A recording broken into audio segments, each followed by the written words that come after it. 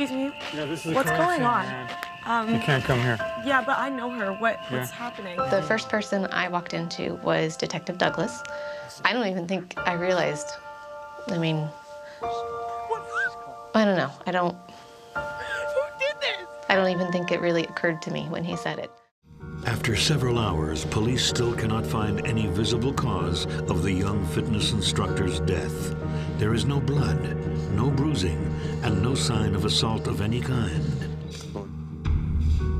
In the home, we found what appeared to be a used condom, and that would be significant. So we had the crime lab guy collected it, and we would submit that for processing. But that was about the only thing that had any significance, any evidentiary significance in the house. And that, of course, was very significant. Which arm?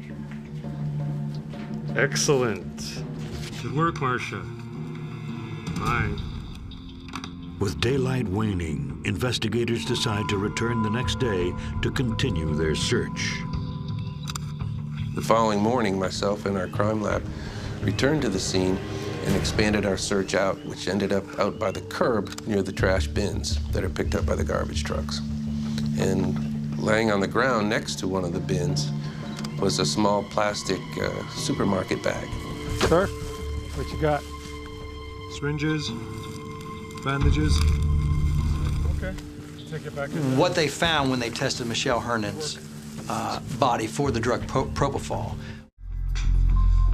Anyone close to Michelle quickly becomes a suspect, and her personal relationships are closely examined. Not really. What we have to do is, as any males that she's had contact. When was the last time you were at Michelle's place? Last week. Halloween? We found a condom there. Yeah, that's mine. The DNA on the used condom belongs to Jason, but he's got a solid alibi for the time of the murder. He was hours away in Miami. So investigators turn their attention to the evidence found in the trash. Who did Michelle know who had access to professional-grade drugs? He's a nurse. And they said, anybody else? And I was like, no, not that I can think of. Have you seen him? Well, he went away to New York a couple days ago, and I haven't heard from him since. I'm looking for Oliver O'Quinn.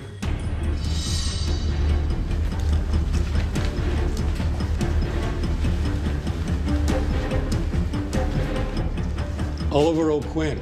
Excuse me 1 second. I'm Detective Michael Douglas. Mr. O'Quinn, we've been calling you several times, and you're not returning our calls. Is there a reason? It's been really busy. I apologize.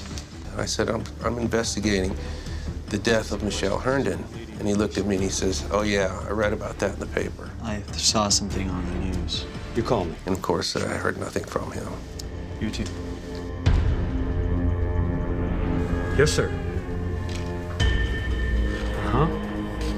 8 days later, the FBI informs Detective Douglas that Oliver has flown to Ireland. So in the meantime, I drive up to Eastern Tennessee to talk to Oliver's dad, Beecher O'Quinn. I said, okay, was he in a good frame of mind? And he said, well, no, actually, he was kind of sad. Irish journalist Sean O'Driscoll approaches Detective Michael Douglas with a plan. I was working for the Irish Times, and I read about it in the Florida newspapers, and I kind of thought this is an extremely serious situation in Ireland as well. I mean, if this guy has moved to Ireland and possibly working as a nurse in Ireland. Talk to me. So, well, you know, I've been following this for a while now. And the problem that you've come across is that he's living well. He's got no issues now. That's right. What we need to do is find a way to flush him out. Absolutely. Michael and the other detectives in Florida were deeply, deeply frustrated with the extradition process in Ireland.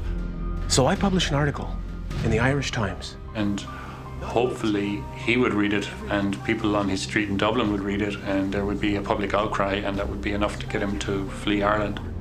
It was a bit of a risk to expose Oliver because of who he was, because he was emotionally very volatile. It was very lucky for everybody involved that it was a moment of panic that led him to Senegal. Studied extradition treaties, he certainly would not have fled to Senegal. So thank goodness they just deported him.